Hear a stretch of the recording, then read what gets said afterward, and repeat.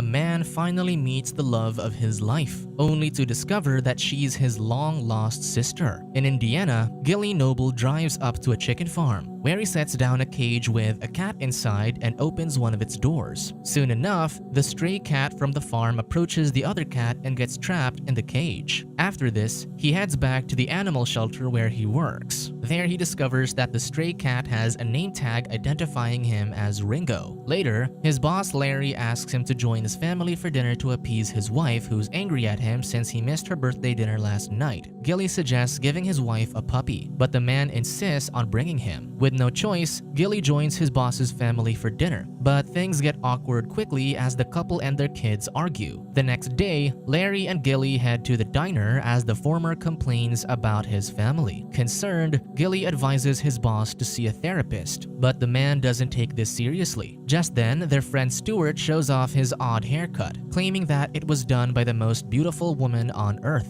Curious, Gilly later peeks into the hair salon and spots the new stylist Joe. He immediately falls in love with her, so he joins a long line of men waiting to get their haircut from her. While getting his haircut, he tries to get to know her, so Joe shares how she's originally from this town but moved to Oregon. She returned to help out her father, who's now paralyzed after a stroke. He soon finds that Joe is clumsy when she nearly rips part of his hair and stabs his cheek with a pair of scissors. Still, as he looks into her eyes, he's stunned. Noticing her photo with her pet on the table, he asks about her cat, but Joe shares that he ran away 2 weeks ago. When she mentions that her cat's name is Ringo, he recalls the stray cat he captured yesterday. Upon realizing that he found her cat, Joe accidentally cuts part of his ear, sending Gilly to the hospital later on. To make up for hurting him, Joe invites him for dinner at her house so he can also bring in her cat. While she cooks dinner later, Joe's mother Valdine discourages her from entertaining an animal catcher when she can get back together with her rich ex-boyfriend Jack. Soon, Gilly arrives with Ringo, so Joe introduces him to her father Walter, who's immobile and uses a vocalator machine to speak. During dinner, Valdine makes passive comments about Gilly's awful job. He clarifies that he's working at the animal shelter since he's aiming to be a veterinarian. Valdine remains unimpressed, but Joe is clearly interested. The next day, Gilly meets with Detective Vic, whom he hired to find his birth mother. However, when the man presents him with a picture of his supposed mother, he doubts him, given their difference in ethnicity. That evening, Gilly has dinner with Joe at the shelter's rooftop and shares that he's trying to find his biological family. The woman encourages him about his search, though the man notices that she's distracted. Joe admits that being there reminds her of their family dog who had to be put down. She still mourns for the dog, and Gilly sympathizes with this, explaining that he wished he could take care of the animals that were put to sleep there. He even wrote a poem to read to the dogs and cats before they're put to sleep and gives them a one-gun salute with an empty pistol. Hearing this poem, Joe falls for him, and the two kiss. For 6 months, the couple happily spend their days together. Their happiness convinces Gilly to settle down with his beloved, but Joe starts talking about how she's comfortable not taking their relationship too seriously. Realizing that she's not ready, Gilly distracts her with a kiss as the plane he rented with his proposal banner passes by them. However, Joe reveals that the plane he rented is her uncle's, so she already knows about his plans and tells him that she wants to marry him. As the two celebrate their engagement in bed later, Vic calls Gilly, announcing that he found his mother and it's Valdine. This immediately puts a strain on the couple's relationship. They confront Valdine about this the next day, so she confesses that she got pregnant right after Joe was born. Since they were struggling financially, she and her husband decided to put the new baby up for adoption. As the idea that they've been intimate with their sibling sinks in, Joe becomes nauseated while Gilly is frozen in shock. 16 months later, the news about their relationship got Gilly fired, leading him to a depressed state and working with Stuart. One day, he rereads the letter Joe left for him before she moved back to Oregon. She mourned how things were going well for them, but all came crashing in an instant. Because of this, she couldn't face him anymore. Heartbroken, the man discards the letter. He soon heads to his parents' home as he had been living with them. Valdine treats him lovingly to make up for lost time, though Walter is still abrasive towards him. Just then, Joe calls and announces that she's getting married to Jack. This excites her mother while breaking Gilly's heart further. When the wedding invitations arrive, Valdine encourages Gilly to be happy for Joe since she's marrying a millionaire and running her own parlor. The doorbell rings and a man named Leon introduces himself to Valdine as her long-lost son. He proves this with the documents he'd found, including hospital records and blood tests. Because of this, Valdine and Walter immediately throw Gilly out of the house, calling him a liar. Despite this, Gilly finds new hope and gets cleaned up before leaving Indiana. He drives to Oregon for days, hoping he hasn't lost his chance to be with Joe. One night, however, he accidentally runs over a man standing in the middle of the road. The man, Dig, commands him to fetch his prosthetic legs, which got damaged during the accident. Gilly is then forced to give the man a ride, who apparently stood in the road to get his attention. He reveals that he's a pilot whose plane ran out of fuel, forcing him to land in a nearby clearing. The two arrive in Oregon in the morning, where Dig tells the man that he owes him for taking him there. He also warns Gilly to get out of the town quickly since people with money control things there. Unbeknownst to them, Valdine calls the town's police station and claims that Gilly is a dangerous criminal. Officer Gina answers her call, so Valdine asks the woman to be discreet to avoid alarming Joe, who's busy with her big wedding. Despite this, Gina soon sets up wanted posters around town with Gilly's face. Joe sees this, so she calls her mother, complaining about letting her supposed brother go there. Since she wants her daughter to continue her wedding with Jack, Valdine lies that Gilly went mad and told everyone that someone named Leon is her brother, not him. The woman asserts that this is all imaginary. Elsewhere, Joe's fiancé Jack approaches a homeless man to offer him a hotel room and a job. He claims that it's his way to give back to the people after he inherited most of his money from his father. Afterward, Gina approaches Jack and invites him to have coffee with her, adding that she wants to talk about his fiancé. When Jack arrives home later, he orders his brother Jimmy and the man's friends Freddie and Streak to make Gilly disappear. Because of this, the trio knock the man out just before he goes to Joe's parlor. Soon, Gilly wakes up and finds himself on a plane to Mexico. 2 days later, Valdine and Walter drop Leon off at a motel outside of town, explaining that he can't be seen until after Joe's wedding. In the meantime, the mother orders him to find Gilly and keep him away from his sister. At Jack's house, Joe finds her fiancé in the hot tub. He invites her to join him, but she plans to run errands for their wedding. Once she leaves, Gina surfaces from under the water, revealing that the man is cheating. In the afternoon, Jack welcomes his future in-laws to his home while Gilly finally returns to town. Knowing that people are out to get him, he keeps his head low and tries to sneak into Joe's parlor from the back.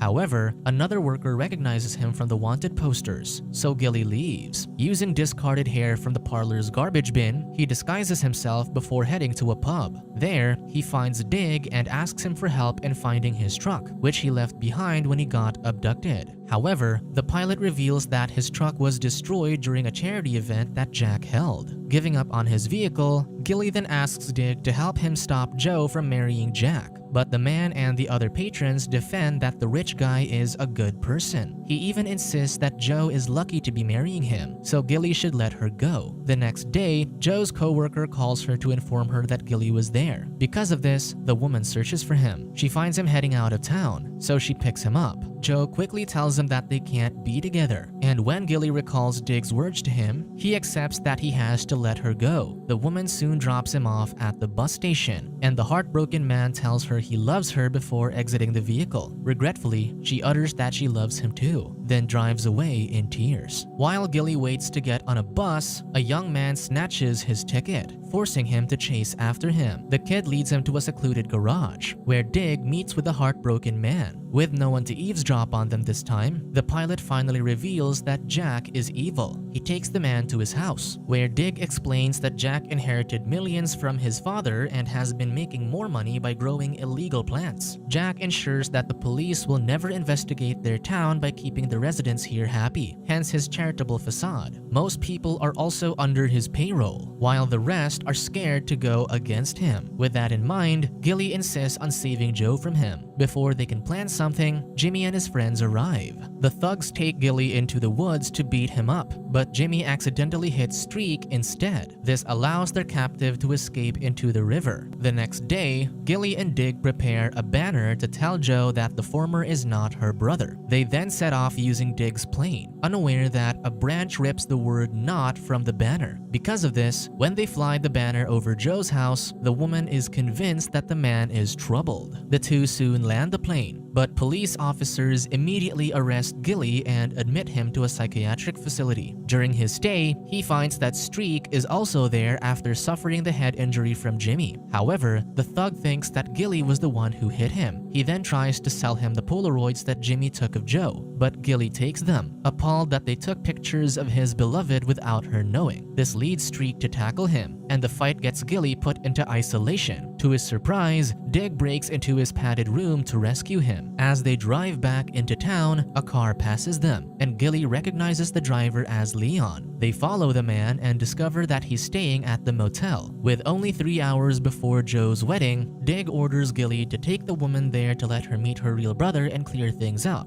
In the meantime, he'll ensure Leon doesn't get away. With that, Gilly drives back to town alone but gets blocked by a herd of cows. While trying to push them out of the way, he gets his hand stuck in one of the cows just as the herd finally moves. Meanwhile, Dig finds Leon leaving his motel room, so he tries to stop him. However, the man discovers that he has prosthetic legs, so he removes them and throws them away to prevent the pilot from chasing after him. Elsewhere, the herd walks into town, putting Gilly in another embarrassing situation. Joe sees him, so he uses this chance to reveal that Leon is real and is at the motel. However, the woman begs him to stop, still convinced that he's crazy. She asserts that she wants a family with Jack before storming off. Soon the wedding starts. Joe enthuses how her father will get better medical care in town, and her mother won't have to overwork anymore. Hearing this, Walter asks if this is what his daughter wants. She hesitates before answering that this marriage is a great thing for them. While trying to catch a ride out of town again, Gilly gets cornered by Streak, who escaped the facility using his beaten-up truck. He holds him at gunpoint, demanding for the photos he stole. Gilly quickly surrenders them, but Streak also steals his ring before knocking him out. Meanwhile, as the wedding proceeds, Walter suddenly asks for the ceremony to be stopped, finally accepting that his daughter is still in love with Gilly. However, before he can say anything further, his wife removes his vocalator to keep him quiet. Elsewhere, Leon spots Gilly's truck heading back into town, not knowing that Streak is the one driving it. He crashes his car against his to stop him from interrupting his sister's wedding. This causes the truck's fuel tank to leak and explode. At the wedding reception, Valdine chains her husband's wheelchair to prevent him from convincing Joe to return to Gilly. Despite this, the man forces himself to get out of the chair. Suddenly, the police arrive to report that Gilly's truck exploded. The body they found was burned beyond recognition, but they're sure it was Gilly, given the ring they found on the corpse. The sheriff also reveals that they've arrested Leon, who caused the accident. The man calls Valdine his mother, begging her for help and claiming that he was just following Gilly like she asked him to. Walter then arrives, finally on his feet, and declares that Leon is Joe's real brother. He explains that they kept it a secret because his wife insists on dipping into Jack's fortune. Tearfully, Joe confronts her mother, who still thinks it was for the best since Gilly was a nobody. To make matters worse, Walter also reveals that Jack paid Vic to tell Gilly that they're his biological parents to break the couple apart. Betrayed, Joe storms off. With her plan ruined, Valdine takes her anger out on her real son, but the strain causes her to have a stroke. The next day, Gilly finally awakens in the woods and goes to Dig's house, who's surprised to see him alive. He learns that everyone thinks he's dead, but he accepts this, thinking that it'll let Joe finally move on with her life. With that, Gilly hitches a ride on Dig's plane to head back to Indiana, unaware that Joe is driving there too. When she arrives, she goes to the animal shelter's rooftop and recites Gilly's poem with a pistol in her hand. Coincidentally, Gilly and Larry drive up to the parking lot, with the latter giving the younger man's job back after learning the truth. Gilly sees Joe on the roof's ledge, thinking that she's about to end her own life. He rushes to stop her, only to hear a gunshot and have ashes dumped on him. Joe finally sees him, and the two reunite with a kiss. The woman explains that she was giving him the one-gun salute, thinking that she was carrying his ashes. With everything cleared up, the town celebrates Gilly and Joe's wedding months later. Among the guests are a recovered Walter and a now disabled Valdine. Vic suddenly pulls the newlyweds away, claiming that he finally found Gilly's biological mother. He insists that he's sure this time since he's gotten documents and DNA evidence. With that, he opens the door of a limousine where Suzanne Summers, Gilly's celebrity crush, steps out. As the woman hugs him, Gilly realizes that he used to fantasize about his own mother. Subscribe to watch more videos like this, turn on notifications and leave a like to help the channel out. Thank you for watching.